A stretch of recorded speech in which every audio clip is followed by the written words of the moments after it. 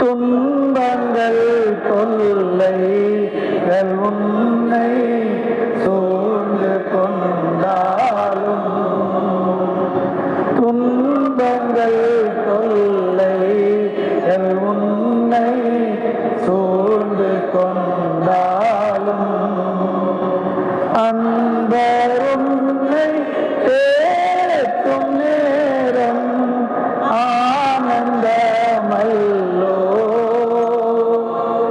அன்பர் உன்னை தேற்றும் நேரம் ஆனந்தமல்லோ. சோர்ந்து போகாதே மனமே, சோர்ந்து போகாதே. சோதனைகளை ஜெயிப்போ பாக்கியவானல்லோ. சோதனைகளை ஜெயிப்போ பாக்கியவானல்லோ. ஜீவ கிரீடம் சூடும் நேரம் என்ன பேரின்பம். ஜீவ கிரீடம் சூடும் நேரம் என்ன பேரின்பம்.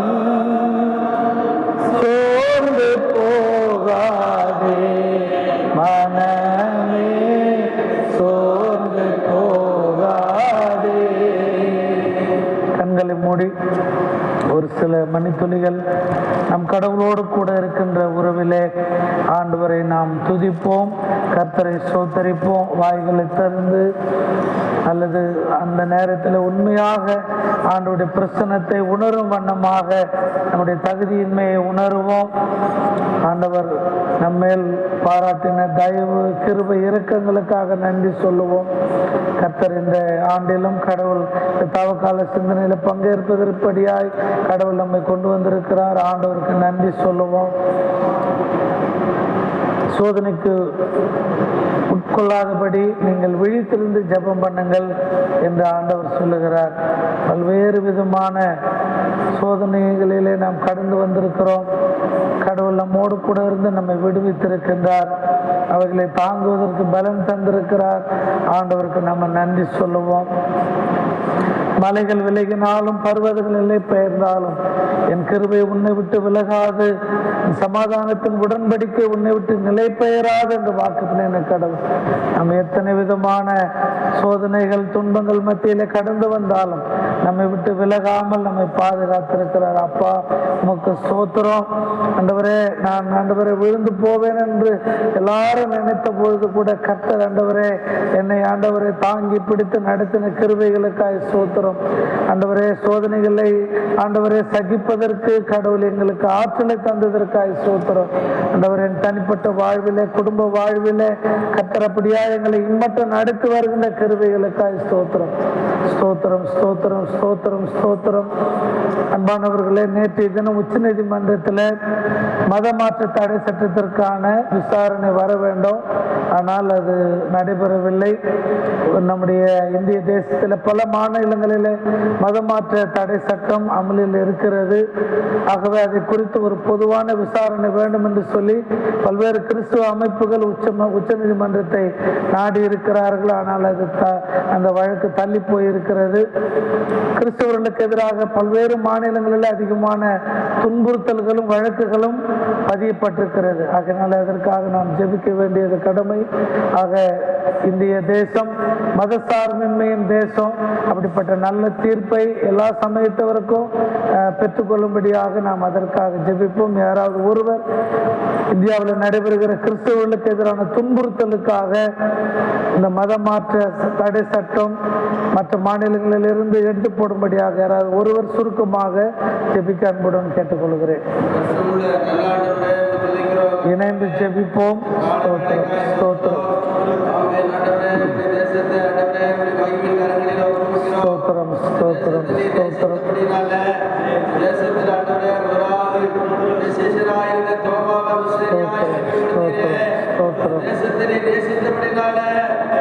ஆண்டவரே தென் மாநிலங்களிலே உலாவி திரிந்த சீசனுடைய பாதங்கள் பட்ட இடமெல்லாம் உடைய ராஜ்யத்தின் மகிமை நாட்களில் விலகி வருவதற்காக சொல்லுகிறோம்.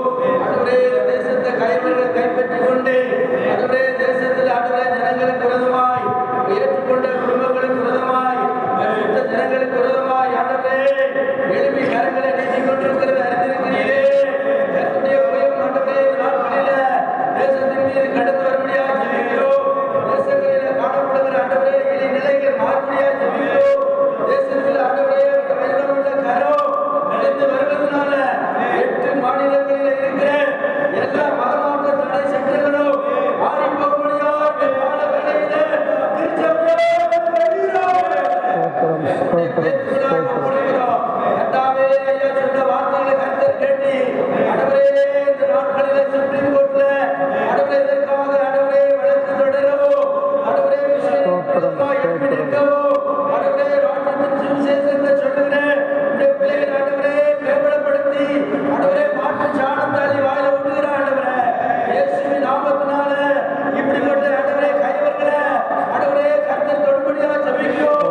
இந்தியாவுடைய சீரர்கள் ஆண்டவரே போது அடிக்கிற முதலைக்கோ கர்த்தாவே நீருடைய கரங்களை நீட்டுவதனால சுதந்திரமாய் ராஜ்யத்தின் மகிமையை பிரஸ்தாபிக்க ஆண்டவரே திருச்சபையில எழுப்ப திருச்சபைக்குள்ளாய் கர்த்தருடைய கரம் கடந்து வரும்படியாக ஜெபிக்கிறோம். ஒவ்வொரு நாளிலும் ஆண்டவரே இந்த பாதத்தில் காத்திருந்த நாட்களை ஆண்டவரே உமக்கு ஆண்டவரே பிரதிஷ்டப்படப்பட்டவர்களாய் இந்த பிள்ளைகள் இந்த இடத்திலிருந்து எழுப்பி போவார்களாக கர்த்தருடைய பிள்ளைகளே செய்வதாக நடத்தருடைய தாசனத்தை எங்களுக்காக கொடுத்ததற்காக சொல்கிறோம். கர்த்தாவே கரம் தாங்கி ஏந்தி நடத்தட்டு இயேசுவின் நாமத்தில் பிதாவே ஆமென். ஆண்டவர் நம்முடைய ஜெபத்தை கேட்டு இந்திய தேசத்தில் ஒரு மத சார்பின்மை கடவுள் தரப்போவதற்காக இப்படிப்பட்ட துன்புறுத்தல்களிலிருந்து கடவுள் விடுவிக்க போவதற்காக கர்த்தரை ஸ்தோத்திரிப்போம். ஸ்தோத்திரம் ஸ்தோத்திரம் ஸ்தோத்திரம் ஸ்தோத்திரம். அன்பானவர்கள், நம்முடைய திருச்சபை குடும்பங்களுக்காக நாம் ஜெபித்து வருகிறோம். இந்த நாளிலும் பெயர் வாசிக்கிற குடும்பங்களுக்காக நாம் ஜெபிப்போம். கடவுள் அந்த குடும்பங்களை ஆசீர்வதிக்க வேண்டும். அந்த குடும்பத்தில் இருக்கிற கஷ்டமெல்லாம் மாறணும். கடவுளுடைய நிறைவான நன்மைகளை உடைய வாழ்விலே, தொழிலிலே, பிள்ளைகள் வாழ்விலே பெற்றுக்கொள்ளணும். ரெவரண்ட் அப்பாதுரை ஐயா அவர்களுக்காக, திரு அற்புதராஜ் அவர்களுக்காக, திரு அருள் பிரசாத் அவர்களுக்காக, திரு அருள் சகாயம் அவர்களுக்காக, திரு ஆஸ்டின் ஜாப் அவர்களுக்காக நாம் ஜெபிப்போம். அவருடைய பெயர்களை வாசிக்கிறேன். ரெவரண்ட் அப்பாதுரை, திரு அற்புதராஜ், திரு அருள் பிரசாத், திரு அருள் சகாயம், திரு ஆஸ்டின் ஜாப். இந்த குடும்பங்களுக்காக யாராவது ஒருவர் சுருக்கமாக ஜெபிக்க கேட்கிறேன்.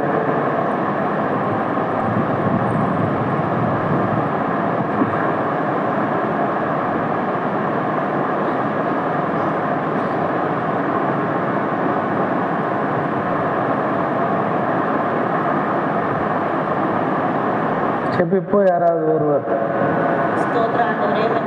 ஸ்தோத்திரம் ஸ்தோத்திரம் ஸ்தோத்திரம். நல்லவரே துதிக்கிறோம் ராஜா, நல்லவரே துதிக்கிறோம் இயேசுப்பா, நேற்றும் இன்றும் என்றும் மாறாதவரே துதிக்கிறோம் ராஜா. அப்பா ஸ்தோத்திரம் அப்பா. அந்த அப்பா தகப்பனே இந்த 40 நாட்களுக்குள்ளாக நீங்க அழைத்து கொண்டு வந்ததற்காக நன்றி செலுத்துகிறோம். ஸ்தோத்திரம் ஸ்தோத்திரம். சிறு கூட்டமாக தகப்பனே இந்த காலை வேளையில ராஜா அப்பா உங்களை நோக்கி பார்க்க தந்த கிருபைக்காக இரக்கங்களுக்காக நன்றி செலுத்துகிறோம் தகப்பனே. ஸ்தோத்திரம் அப்பா. இந்த ஆலயத்துல இருந்து தகப்பனே அப்பா நீங்க உற்று கவனிக்கிற தேவனாய் இருக்கீங்க ராஜா. ஆமென். ஸ்தோத்திரம் ஸ்தோத்திரம். அப்பா நாங்க செய்கிற எல்லா விண்ணப்பங்களுக்கும் என் தேவன் பதில் தருகிற தேவனாய் இருக்கீங்க ராஜா. நன்றி செலுத்துகிறோம் தகப்பனே. ஸ்தோத்திரம் அப்பா. அந்த நேரத்திலையும் அந்த ஜெப குறிப்பு உங்க கரத்துல வைக்கிறோம் ராஜா. அப்பா ஸ்தோத்திரம் அப்பா. எங்க ஆலயத்தில் உள்ள அப்பா திருச்சபை அப்பா நண்பர்களுக்காக குடும்பங்களுக்காக உங்க கரத்துல வருகிறோம் ராஜா. இந்த நாள்ல கொடுக்கப்பட்ட குடும்பங்களை உங்க கரத்துல ஒப்பு கொடுக்கிறோம். ஆமென். ஸ்தோத்திரம் ஸ்தோத்திரம். குடும்ப தலைவர்களை எல்லாம் நீங்க ஆசீர்வதிக்கும்படியா ஸ்தோத்திரம் ஸ்தோத்திரம். கையிட்டு செய்கிற எல்லா வேலைகளிலும் உங்க அப்பா உங்க பிரயாசம் அவங்க மேல இருக்கும்படியாய் ஜெபிக்கிறோம் தகப்பனே. ஆண்டவரே போகும்போது வரும்போதும் என் தேவன் கனின் கருவியை போல பாதுகாத்து கொள்ளும்படியாய் ஜெபிக்கிறோம் ராஜா. அந்த குடும்பங்களுக்கு அப்பா என்னென்ன தேவைகளோடு உங்களை நோக்கி காத்திருக்கிறாங்களோ எல்லா தேவைகளையும் என் தேவன் வரத்திலிருந்து அப்பா ஒத்தாசையை அனுப்பும்படியாய் ஜெபிக்கிறோம் ராஜா. ஸ்தோத்திர ஆண்டவரே ஒவ்வொருத்தரையும் அப்பா ஸ்திரியோர் முதல் பெரியோர் வரைக்கும் குடும்பத்தில் இருக்கிற எல்லாரையும் என் தேவன் கனின் கருவியை போல பாதுகாத்து கொள்ளுங்க ராஜா. ஸ்தோத்திர ஆண்டவரே அப்பா படிக்கிற பிள்ளைங்கள் எல்லாம் உங்க கரத்தில் ஒப்பு கொடுக்கிறேன் அப்பா. நல்ல ஞானத்தையும் வெள்ளனையும் அப்பா தகப்பனே சரீரத்தில் நல்ல வெள்ளனை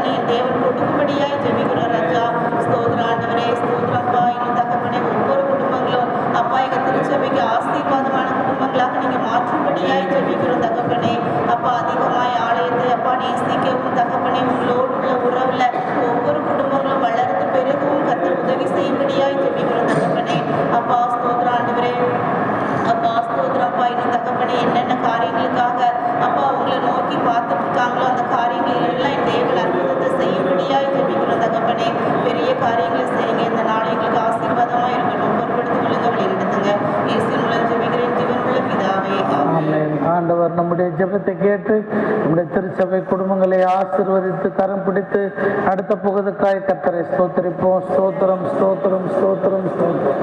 உட்காருவோம். மார்க்கு 1 அதிகாரம் 12-13 வசனங்களை வாசிப்போம்.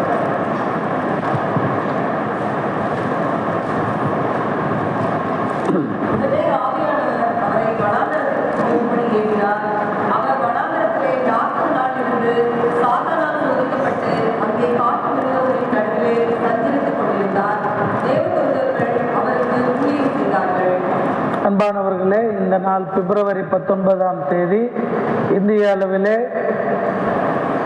சத்ரபதி சிவாஜி அவர்களுடைய மராட்டிய மன்னருடைய நாளை நினைவு கூறுகிறார்கள். அதே போல தமிழக அளவிலே டாக்டர் உவே சாமிநாத ஐயர் தமிழ் இலக்கியத்திற்கு தொண்டாற்றினவரை குறித்து இந்த நாளிலே நாம் நினைவு கூறுகிறோம்.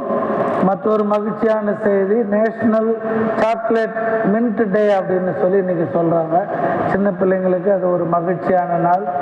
அதே போல இந்த நாளிலும் நம்முடைய லெந்து கால சிந்தனைக்கு 2ஆம் நாளாக இயேசு சந்தித்த சோதனை, அதை குறித்து நாம் இன்றைக்கு தியானிக்க போகிறோம். D.L. மூடி அவர்கள் 1800 காலகட்டங்களில் வாழ்ந்த ஒரு மிக பிரசித்தம் பெற்ற ஒரு ஊழியக்காரர். அவர் சொல்றாரு, சோதிக்கப்படுவது பாவம் அல்ல, சோதனையில் விழுந்து போவதுதான் பாவம் என்று சொல்லுகிறார்கள். தாமஸ் ஆல்வா எடிசன் அவர்கள் மிகப்பெரிய ஒரு அறிவியல் அறிஞர். அவர் தன்னுடைய ஆய்வு கூடத்தை மிக சிறப்பாக நிறுவி பல்வேறு கண்டுபிடிப்புகளை அவர்கள் கண்டுபிடித்துக் கொண்டிருந்தார்கள். அப்படி கண்டுபிடித்துக் கொண்டிருக்கிற பொழுது ஒரு நாள் திடீரென்று அவருடைய ஆய்வகம் தீப்பற்றி எரிந்தது. அவருக்கு அப்போ ஒரு 67 வயசு. அவருடைய மனைவி, பிள்ளைகள், நண்பர்கள் எல்லாம் அந்த ஆய்வகத்துக்கு முன்னாடி நின்று ஒரே அழ. அவங்க பையன் விம்மி விம்மி அழுறான். அப்பா, இவ்வளவு நாள் நீங்க கஷ்டப்பட்டு சேர்த்த அல்லது உருவாக்குன இந்த ஆய்வகம் எரிந்து விட்டது அப்படின்னு சொல்லி தாமஸ் ஆல்வா எடிசன் அவர் சொன்னாராம், கவலைப்படாத மகனே, நம்ம பழசையெல்லாம் கழிச்சிட்டோம், நாளையிலிருந்து புதுசா கண்டுபிடிக்க போறோம் அப்படின்னு சொல்லி சொன்னாராம்.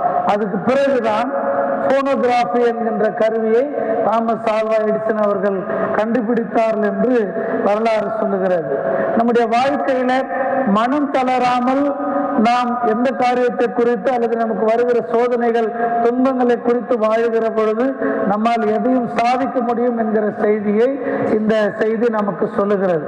சோதனை அப்படின்னு சொல்லும் பொழுது அதற்கு துன்பம் என்கின்ற பொருளையும் நாம் கொள்ளலாம். சோதனை என்கிற வார்த்தைக்கு பல அர்த்தங்கள் சொல்லப்படுகிறது. பொதுவாக மனித வாழ்க்கையில நம்முடைய முயற்சிகள் தோற்று போகின்ற பொழுது அல்லது நாம் எதிர்பாராத கஷ்டங்கள், துன்பங்கள் அல்லது நோய், இழப்புகள் ஏற்படுகிற பொழுது அவருக்கு இது சோதனையான காலகட்டம் அப்படின்னு சொல்லுவாங்க. என்னடா இது மதுரைக்காரனுக்கு வந்த சோதனை அப்படின்னு சொல்றான்ல, அந்த மாதிரி. திருமணமான பின்னாடி ஐயாமார்களுக்கு சோதனை மேல் சோதனை போதுமடா சாமி அப்படின்னு சொல்ற அளவுக்கும் சில குடும்பங்கள்ல சோதனைகள் இருக்கிறது. இருந்தாலும் அந்த சோதனைகளை சகிக்கிறவர்கள் பாக்கியவான்கள் என்று திருமறை சொல்லுகிறது. எப்படி பொண்ணை புடமிடுகிற பொழுது அது தன்னுடைய பளபளப்பு தன்மையை பெறுகிறதோ, அப்படி கிறிஸ்துவ விசுவாசிகளாகிய நம் எல்லோருக்குமே சோதனைகள் என்பது நம்மை புடமிடுகின்ற ஒரு அனுபவமாக இருக்கிறது. திருமறை அடிப்படையில ஒரு புரிதல், நல்லவங்களை கடவுள் சோதிக்கிறாரு அப்படின்னு சொல்லி. அதுக்கு ஒரு உதாரணம் சொல்லுங்க. பரிசுத்தவானாகிய யோபுவினுடைய வாழ்வை குறித்து நம்ம பார்க்கிறோம். இங்க என்ன ஒரு புரிதல்னு சொன்னா, யோபுவை சோதிப்பதற்கு யார் அனுமதி கொடுக்கிறாரு? கடவுளே அனுமதி கொடுக்கிறார். அவருடைய உண்மைத்தன்மை, அவருடைய பரிசுத்தம், பிள்ளைகளை உறவுகளை எல்லாம் கூட்டி தூய்மைப்படுத்துகிற இது எல்லாத்தையும் பார்க்கும்போது பிசாசால பொறுக்க முடியல. அப்போ கடவுளுக்கு உண்மை முற்றுமாக வாழுகிற பொழுது நிச்சயமாக பிசாசு அவர்களை சந்திக்க வருகிறார்.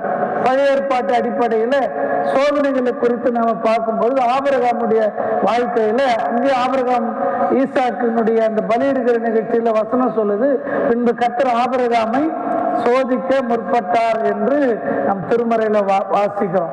இஸ்ரேல் மக்கள் 40 ஆண்டுகள் வனாந்திர பயணத்தில் கடந்து வருகிற பொழுது அவர்கள் முறுமுறுக்கிறார்கள், கடவுள் அவர்களை சோதித்தார் என்று சொல்லி பார்க்கிறோம். சேபா நாட்டு அரசே சாலமோனுடைய அறிவுத்திறனை சோதிப்பதற்காக வந்தார் என்று சொல்லி நாம் பார்க்கிறோம். புதிய ஏற்பாட்டிலும் கூட ஆண்டவராகிய இயேசு கிறிஸ்து அலகையினாலே சோதிக்கப்படுகிறார், பிசாசினாலே சோதிக்கப்படுகிறார். இதை குறித்து மார்க்கு, லூக்கா எழுதுகின்ற பொழுது, மத்தேயு எழுதுகிற பொழுது அதுல சில இடங்கள் மட்டும் மாறி வருது. அதாவது மத்தேயுல அப்பம், அப்புறமா கோவில், அப்புறம் மலை. லூக்காவில் பார்த்தீங்கன்னா அப்பம், நகரம், கோவில் என்று சொல்லி சில வார்த்தைகள் மாறுகிறது. ஆனா மார்க் மிக அழகாக எழுதுகிறார், இயேசு ஆண்டவர் வனாந்திரத்தில் சோதிக்கப்பட்டார். ரைட். இப்ப சோதனைக்கு யார் கொண்டு போறது அப்படின்னு மார்க் எழுதுறாருன்னு சொன்னா, ஏசாமியா போல பிசாசும் அவரை வனாந்திரத்துக்கு கூட்டு போல. இப்ப யார் அவரை கூட்டு போறாங்கன்னு சொல்லி மார்க் எழுதுறாரு, பரிசுத்த ஆவியினாலே சோதிக்கப்படுவதற்கு அவர் வனாந்திரத்திற்கு அழைத்து செல்லப்பட்ட. ஏன் இயேசு ஆண்டவருடைய இந்த டெம்டேஷனுடைய அந்த பீரியட் 40 நாள் இருக்கணும், அல்லது ஏன் வனாந்திரத்தில் போய் ஆண்டவர் சோதிக்கப்பட வேண்டும் என்கிற ஒரு கேள்வி எழுகிறது. கடவுள் ஏன் சோதனையை அனுமதிக்க வேண்டும்? இரண்டாவது, கடவுளையே சாத்தான் சோதிக்கிறான்னு சொன்னா அப்ப கடவுளோட சாத்தான் பெரியவனா அப்படின்னு சில கேள்விகள் நம்முடைய உள்ளத்துல இயல்பாக எழும்புவது உண்டு.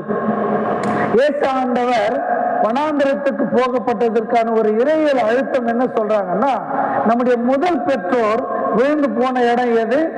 ஏதேன் தோட்டம். இங்க மார்க் அதை தனியா சொல்லுவாரு. அவர் மிருகங்களோடு கூட இருந்தார் அப்படின்னு. ஏன் இந்த ஒரு வார்த்தை அதுல இருக்கணும்? வனாந்திரத்தில் மிருகங்களோடு இருந்தார்னு சொன்னா, நம்முடைய முதல் பெற்றோர் ஆதாம் ஏவாள் ஏதேன் தோட்டத்தில் அப்படி இயற்கையோடும் உயிரினங்களோடும் வாழ்ந்த ஒரு சூழல். அவர்களுக்கு ஏற்பட்ட சோதனையில அங்கே அவர்கள் விழுந்து போகிறார்கள். இங்கே புதிய ஆதாமாக ஆண்டவராக இயேசு கிறிஸ்து அந்த சோதனையை எவ்விதம் வெற்றி கொண்டார் என்பதை நாம் மத்தேயு நற்செய்தியில் உள்ள 3 குறிப்புகளை நாம பார்க்கலாம். ஆண்டவருக்கு வந்த முதல் சோதனை, நீர் இறைமகன் என்றால் இந்த கல்லை அப்பமாகும்படி கட்டளையிடும். ஒரு உணவு சோதனை, ஒரு பசி சோதனை. நம்ம சொல்றோம்ல, பசி வந்தா பத்தம் பறந்து போயிடும் சொல்லும். பசிக்காக தன்னுடைய புத்திர சுகாரத்தையே கொடுத்தவங்க எல்லாம் பைபிள்ல இருக்கிறாங்க, கூழுக்காக. ஆக அன்பானவர்களே, இறைமகன் என்றால் இந்த கற்களை அப்பங்களாகும்படி செய்யும் அப்படின்னு சொல்லும் பொழுது, சத்துரு அவருடைய அந்த டெம்டேஷன்ல அவருடைய ஆணவத்தை தூண்டுறான். நீ பெரிய ஆளுன்னு சொல்றிய, நீ கடவுள் மகன்றிய. இந்த 3 சோதனையை மத்திய எழுதும்போது இந்த வார்த்தை வரும், நீ கடவுளுடைய மகனானால், நீ கடவுளுடைய மகனானால், நீ கடவுளுடைய மகனானால். அப்ப முதல்ல அவரை எப்படி அவன் பண்ணான்னு சொன்னா, இந்த அப்பத்தை கற்களை அப்பமாக மாற்றக்கூடிய உனக்கு திராணி இருக்கும் பொழுது அதை நீ செய்யலாமே அப்படின்னு சொல்லி முதல் பெற்றோருக்கும் பிசாசு அந்த சோதனை தான் கொடுத்தான். சொல்லுங்க பார்க்கலாம். இந்த பழத்தை சாப்பிட்டா நீங்க எப்படி மாறிடுவீங்க? நன்மை தீமையை நீங்க தெரிஞ்சுக்குவீங்க. அது பளபளப்பான ஒண்ணு. சோ அந்த பசி நேரத்துல அவங்கள அந்த உணர்வுகளை தூண்டுகின்ற ஒன்று. அன்பானவர்கள், ஆண்டவராக இயேசு கிறிஸ்து அதை தம்முடைய வார்த்தையினால் 4ஆம் வசனம் வாசிங்கன்னா தெரியும். இல்ல, மனுஷன் கர்த்தருடைய வாயிலிருந்து புறப்படுகிற வார்த்தையினாலே பிழைப்பான் என்று சொல்லி அதை வெற்றி கொள்ளுகிறதை பார்க்கிறோம். ஆக நம்முடைய வாழ்க்கையில் கூட இப்படிப்பட்ட சோதனைகள் நமக்கு உண்டு. அதாவது இதை செஞ்சா இது கிடைக்கும், அல்லது நீங்க அன்பு செஞ்சா நான் உனக்கு இதை பிரதிபலன் நான் தருவேன், எனக்கு என்ன கிடைக்கும் அப்படின்ற ஒரு சோதனையை பிசாசு நம்முடைய வாழ்க்கையில கொண்டு வருவது உண்டு. ரெண்டாவது, அவ பிசாசு சொல்றது, நீ என்னை வணங்கலாம், அனைத்தும் நான் என்ன பண்ணுவேன், உம்முடையவைகளாக மாற்றுவேன். ஒரு அதிகாரம் அல்லது அரசுரிமை, டீலா நோ டீலான்னு சொல்லுவாங்கல்ல, ஒரு அக்ரிமெண்ட் பிசாசு அங்க பேசுது. நீ என்னை வணங்கினா இதெல்லாம் உனக்கு. ஒருவேளை இந்த நம்ம மத்தியில சொன்ன மாதிரி கோயிலா இருக்கலாம், நகரமா இருக்கலாம், அங்கே கொண்டு போய் என்ன வணங்கினா இதெல்லாம் உனக்கு தருவேன். நம்முடைய வாழ்க்கையில் கூட அப்படிப்பட்ட சோதனை உண்டு. கடவுளா செல்வமா, அல்லது கடவுளா பொருளாதாரமா, கடவுளா பிசாசா, இப்படின்னு சொல்லி சில நேரங்களில் நம்முடைய வாழ்க்கையில் அப்படிப்பட்ட சோதனைகளை பிசாசு கொண்டு வருவது உண்டு. உபாகம் 30:19 கடவுள் நமக்கு முன்னாடி வாழ்வையும் சாவையும் வைத்திருக்கிறார். கடவுள் நமக்கு முன்னாடி ஆசையையும் சாபத்தையும் வைத்திருக்கிறார். ஆக நமக்கு முன்னாடி வச்சிருக்கிறத சூஸ் பண்ண வேண்டிய அல்லது தெரிந்து கொள்ள வேண்டிய பொறுப்பு, கடமை, சுதந்திரத்தை நமக்கு கொடுத்திருக்கிறார். நம்ம நினைக்கலாம், ஒரு சாக்லேட் கடையை கூட்டும் போய் அப்பா அம்மா நிற்க வச்சுட்டு சாக்லேட் சாப்பிடக்கூடாதுன்னா அந்த குழந்தைங்க எப்படி இருக்கும் அப்படின்னு நினைக்கலாம். கடவுள் எல்லாத்தையும் படிச்சுட்டு இதை சாப்பிடக்கூடாது இப்படி இருக்கணும்னு சொன்னா அப்படின்னா கடவுள் வந்து நம்மளை ரோபோட்டாக படைக்கலை இல்லையா? நம்மளை என்ன பண்ணியிருக்கிறார்? சுதந்திரத்தை நமக்கு கடவுள் கொடுத்திருக்கிறார். ஆக அந்த நன்மை தீமைகளை உணர்ந்து வாழ்வதற்கு நீங்களும் நானும் அழைக்கப்படுகிறோம். இது போன்ற சோதனைகள் பல நம்முடைய வாழ்க்கையிலும் ஏற்படுவது உண்டு. ஐயோ நான் தவறு செய்து விட்டேன் என்கின்ற குற்ற உணர்வு, பல நேரங்களிலே நாம் எடுக்கின்ற முடிவுகள், நம்ம எடுக்கிற முடிவு சில நேரம் நம்மளை தவறுதலாக வழி நடத்தி விடுது. இது வேண்டும் இது வேண்டாம் என்று நாம் நினைக்கின்ற காரியங்கள். ஆக நம்முடைய வாழ்க்கையில கடவுள் கொடுத்திருக்கிற சுதந்திரத்தில் நம்ம எதை தெரிவு செய்கிறோம் என்பது நமது சோதனைக்கு அடித்தளமாக அமைகிறது. மூன்றாவதாக, நீர் இறைமகன் என்றால் கீழே குதியும், உங்களுடைய தூதர்கள் என்ன பண்ணுவாங்க? உன்னை காப்பாற்றுவாங்க. ஒரு ஏசாமியுடைய 3 வருஷ ஊழியத்தை பிசாசு ஒரு அவரை டெம்ப்ட் பண்றது பாருங்க. அதாவது எல்லாரும் இந்த ரட்சிக்கப்பட்ட பின்னாடி பரலோக ராஜ்யம் வரும், மனுஷகுமாரன் உயர்த்தப்படுவார். அப்ப என்ன சொல்ல, நீ கீழே குதி, உடனே தூதர்கள் வந்து உன்னை தாங்குவாங்க, உடனே இறையரசு வந்து விடும். அப்போ அவருடைய 30 ஆண்டுகள் அவருடைய வாழ்வையும் சரி, 3 ஆண்டு ஊழியத்தையும் சரி, அவருடைய 3 மணி நேர சிலுவை போராட்டத்தையும் சரி, ஒரு சில நேரங்களில் ஒரு சில மணித்துளிகளில் அதை எளிதாக மாற்ற பிசாசு நினைக்கிறான். அப்படின்னா என்னன்னா, ஒரு வெற்று புகழ்ச்சி. நம்முடைய வாழ்க்கையில் கூட பல நேரங்களில் அந்த வெற்று புகழ்ச்சிகளுக்கு நாம் வீணாக அடிமைகளாக மாறிவிடுகின்றோம். நாம் செய்கின்ற தவறு அதுதான். நான் உனக்கு இன்னவெல்லாம் செய்தேன் அப்படின்னு சொல்லி நம்ம சில நேரங்களில் கேட்கறது, நீ எனக்கு என்ன செஞ்ச அப்படின்னு சொல்லி மற்றவர்களையும் குதிக்க சொல்வது. பிசாசு அப்படிதான் சொல்றான் இல்லையா? நீ வந்து இறைமகன் என்று சொன்னா கீழே குதியோ, உங்களுடைய தூதர்கள் வந்து உண்மை தாங்கிக்கும். நாம சில நேரங்களில் மற்றவங்களை அப்படி பலவந்தம் பண்ணி அதுல குதிக்க சொல்லுகிறோம். அந்த சோதனையிலிருந்து இயேசு ஆண்டவர் 10ஆம் வசனத்தை வாசிக்கலாம் வெற்றி கொள்ளுகிறதை பார்க்கிறோம். அன்பானவர்களே, இதனுடைய பகுதி எப்படி முடியுதுன்னு சொன்னா, இதெல்லாம் முடிஞ்ச உடனே லூக்கா 4:13 அலகை அவரை விட்டு நீங்கியது, பிசாசு அவர் விட்டு போயிட்டான், வான தூதர்கள் வந்து அவருக்கு பணிவிடை செய்தார்கள் அப்படின்னு எழுதுறாங்க. ஸோ பிசாசு அதோட போயிட்டானா சொல்லுங்க? சோதனை முடிஞ்ச உடனே பிசாசு போயிட்டானா? அதுக்கப்புறம் ஏசாமி கிட்ட பிசாசு வரவே இல்லையா சோதிக்கிறதுக்கு? வந்தான் இல்லையா? எப்படி? யூதாஸ் வழியா வந்தான். நிறைய இடங்களில் அவரை சோதிக்க அழகு அவன் வந்தான். அப்போ இது எதை நமக்கு சுட்டி காட்டுதுன்னா, நம்முடைய வாழ்க்கையில சோதனை என்பது நம்முடைய வாழ்க்கையில என்னால இருக்கும். ஆனால் வான தூதர்கள் நமக்கு வந்து என்ன பண்றாங்க? உதவி செய்கிறார்கள், நம்மை பலப்படுது. கெத்செமனே தோட்டத்தில் கூட பாருங்க, ஆண்டவர் அந்த பாடு மரணத்தை குறித்து நினைக்கும் பொழுது அங்கே வான தூதர்கள் வந்து அவரை ஆறுதல் படுத்தினதை பார்க்கிறோம். அன்புக்குரியவர்களே, 1 கொரிந்தியர் 10:13 சொல்லுகிறது, நம்ம சோதனையை தாங்கிக் கொள்வதற்கான ஆற்றலை கடவுள் நமக்கு தருகிறார். தங்கம் நெருப்பில் புடமிடப்படுகின்ற பொழுது மெருகேறுவது போல சோதனைகள் நம்முடைய வாழ்வை அழகாக்குகிறது. இவரே 4:15 அவர் நம்மை போல சோதிக்கப்பட்டாரானால் பாவமில்லாத பிரதான ஆசாரியரே நமக்கு இருக்கிறார். ஆக இன்றைய பின்பற்றல் சோதனைகளை சகித்து வெற்றி கொள்ள வேண்டும் என்கின்ற சிந்தனையை நமக்கு தருகிறது. கடவுள் தாமே திருவார்த்தைகளை நமக்கென்று ஆசீர்வதித்து கொடுப்பாராக. ஆமென். கண்களை மூடி ஆண்டவரை நோக்கி பார்ப்போம். திருப்பந்திக்காக நாம் நம்மை ஆயத்தப்படுத்துவோம். அன்பானவர்களே, இந்த தூய பந்தியிலே பங்கேற்பதற்கு நம்மிலே தகுதி இல்லை. பரிசுத்த ஆவியானவர் இந்த அப்பத்தையும் திராட்சரசத்தையும் கிறிஸ்துவின் உடலாக இரத்தமாக திருநிலைப்படுத்துகிறார். நாம் நமது அபாத்திர தன்மையை உணர்வோம். ஆயக்காரனுடைய ஜெபத்தை 3 முறை சேர்ந்து சொல்லுவோம். கடவுளே, பாவியாகிய என் மேல் கிருபையாயிரும். கடவுளே, பாவியாகிய என் மேல் கிருபையாயிரும். இயேசு கிறிஸ்து தாம் காட்டி கொடுக்கப்பட்ட இந்த ராத்திரியிலே அப்பத்தை எடுத்து தோத்திரம் பண்ணி அதை பிட்டு சீடர்களுக்கு கொடுத்து வாங்கி உண்ணுங்கள், உங்களுக்காக கொடுக்கப்படுகிற சரீரம் என்னை நினைவு கூறும்படி செய்யுங்கள் என்று திருவள்ளம் பற்றினார்.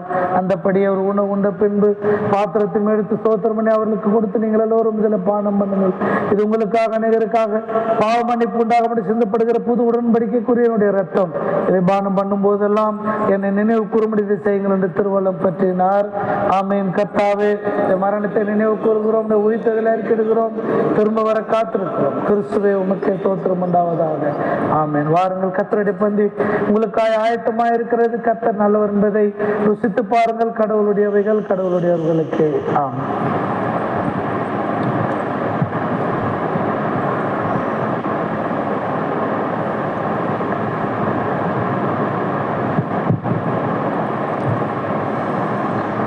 திருவிருந்து விடுதலை தந்திடும் அருமருந்து. திருவிருந்து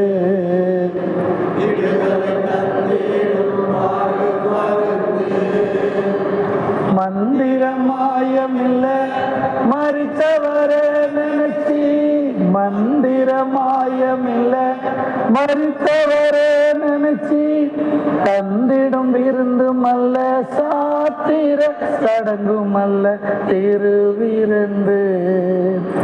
விடுதலை தந்திடும் அருமருந்து. திருவிருந்து விடுதலை தந்திடும் அருமருந்து. அன்னைக்கு மேலறையில் ஆசனமேசு சுவாமி, அன்னைக்கு மேலறையில் ஆசனமேசு சுவாமி, அனைத்து நோய் போக்கிடவே அரைச்சி வச்ச நல் மருந்து. திருவிருந்து விடுதலை தந்திடும் அருமருந்து. திருவிருந்து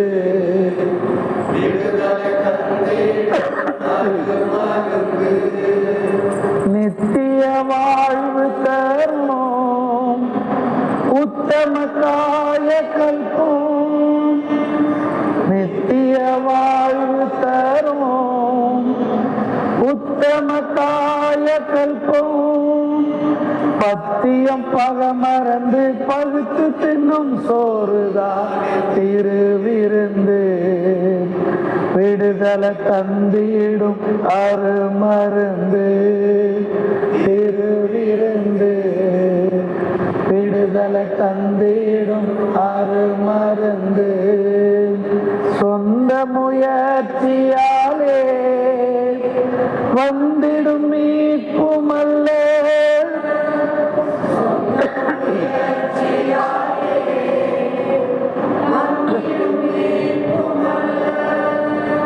தந்திரமாக தெய்வ அருள் பெற லஞ்சமல்ல திருவிருந்து. விடுதலை தந்திடும் அருமருந்து. திருவிருந்து விடுதலை தந்திடும் அருமருந்து. அன்னைக்கு மேலறையில்